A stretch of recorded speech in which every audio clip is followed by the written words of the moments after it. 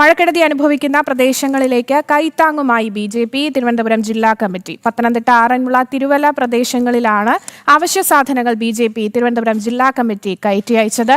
8 മണ്ഡലങ്ങളിൽ നിന്നും ശേഖരിച്ച വസ്തുക്കളാണ് ദുരിതബാധിത പ്രദേശങ്ങളിലേക്ക് കയറ്റി അയക്കുന്നത്.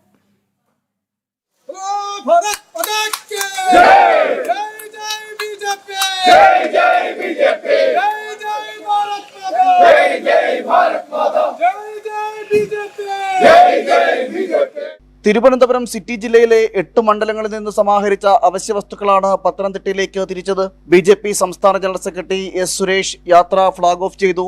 നിസ്വാർത്ഥമായ സേവന പ്രവർത്തനങ്ങളിൽ എല്ലാ കാലത്തും ബിജെപി പ്രവർത്തകർ നാളിനൊപ്പമുണ്ടാകുമെന്ന് ഫ്ളാഗ് ഓഫ് കർമ്മം നിർവഹിച്ച സംസ്ഥാന ജനറൽ സെക്രട്ടറി എസ് സുരേഷ് പറഞ്ഞു. ഏകദേശം 35ഓളം വരുന്ന ഐറ്റമാണ് ഓരോ സ്ഥലത്തേക്കും എത്തിക്കുന്നത്.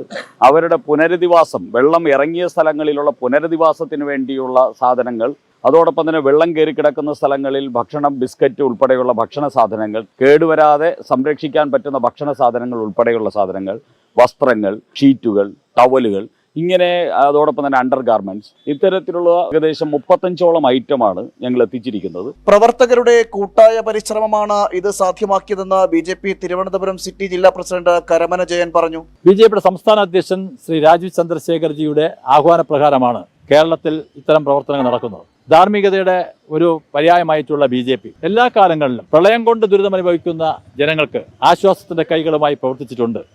അത് വീണ്ടും ആവർത്തിക്കുക തന്നെ ചെയ്യുകയാണ്. സംസ്ഥാനത്ത് മഴക്കെടുതി രൂക്ഷമാകുമ്പോൾ കൈത്താങ്ങുമായി ആശ്രയമൊരുക്കുകയാണ് കേരളത്തിലെ ബിജെപി പ്രവർത്തകർ. കൂടെയുണ്ട് ബിജെപി എന്ന മുദ്രാവാക്യമുയർത്തി സംസ്ഥാന അധ്യക്ഷൻ രാജീവ് ചന്ദ്രശേഖർ തന്നെ നിർദ്ദേശം നൽകി.